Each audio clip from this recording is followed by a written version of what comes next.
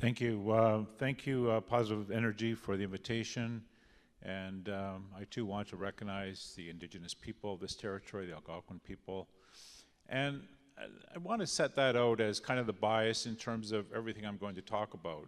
Because I think oftentimes when we do recognition of Indigenous territory or Indigenous people, we sort of do it in a sort of a backward glance, historic sort of way, and not in a way that takes into account present-day communities and struggles and vibrancy within those communities, and forward-looking in terms of those communities and their hopes and dreams, and how those hopes and dreams get materialized in terms of working with other people in this country and other institutions.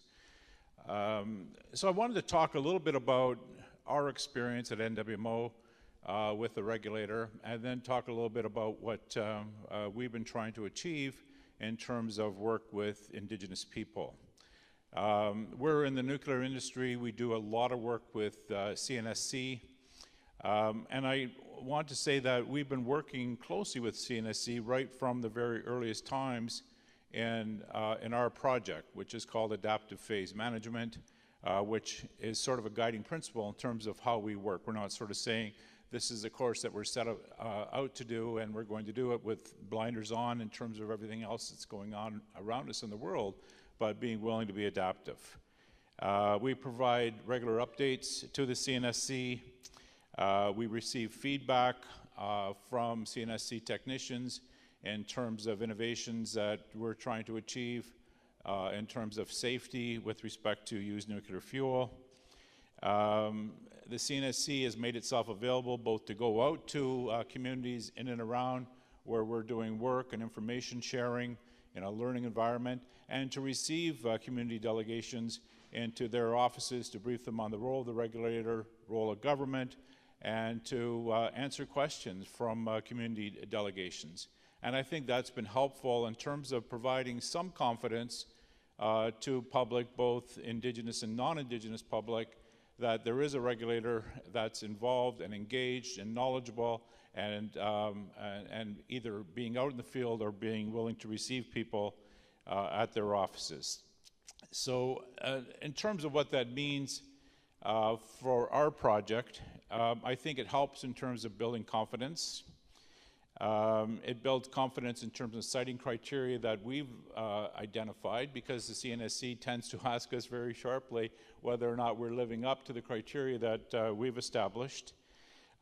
We believe very strongly in the importance of a strong and independent regulator, and that voice of the regulator in this process, and to do it in a transparent way, whether it's publication of some of our safety analyses and feedback from the CNSC, or just being transparent in terms of the relationship that we've been trying to achieve there.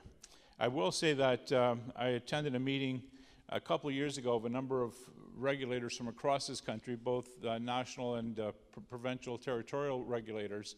And I think it's interesting. At one point I talked about our project, and one of the key principles in our project is that we would work with an informed and willing host community. And that got expanded into an informed and willing host area, and then that got expanded into, we're not going to do this except in partnership with the local community and Indigenous peoples and other communities in that area. And in some places we've made it really clear that we're not going forward without the support and consent of the Indigenous rights holders in that area.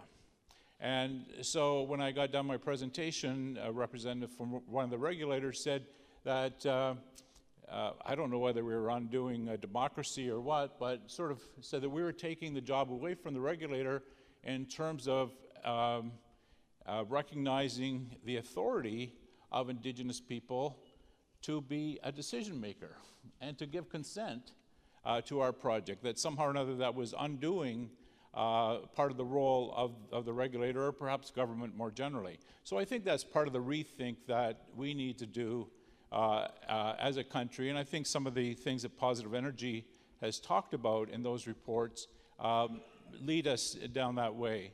when I was looking at and listening to Monica talking about durable balance. Every time I saw the word durable, I seen double for some reason. I'm not sure why I seen the word double, but I think it means that Monica also talked about this from a systems perspective. And I think that's really good to think about the work that we're doing from a systems perspective, because it's not a simple system. It's an incredibly complex system. And then we bring Indigenous worldview to bear on this system, and an Indigenous understanding of complexity and relationship sort of manifests maybe in the idea of a dream catcher or a spider web, which basically says you do something here and there's a corresponding reaction somewhere else. And then it's intergenerational too. It's not just two-dimensional, it's multi-dimensional, all happening at the same time. So what does that mean in terms of decision-making? What does it mean in terms of the richness that Indigenous communities can bring to bear on any project, both in terms of Indigenous science being brought to bear on projects, but Indigenous law, Indigenous consent being brought to bear in terms of things like certainty. I don't know how we get to certainty in this country on many projects unless Indigenous consent is part of the equation. People want certainty. Let's think about what that means in terms of a whole other system. We're in an era of reconciliation. What does economic reconciliation mean? What does regulatory reconciliation mean? What does decision-making mean? So just to identify Indigenous people as a stakeholder or as somebody whose interests need to be taken into account just isn't good enough anymore. Isn't good enough.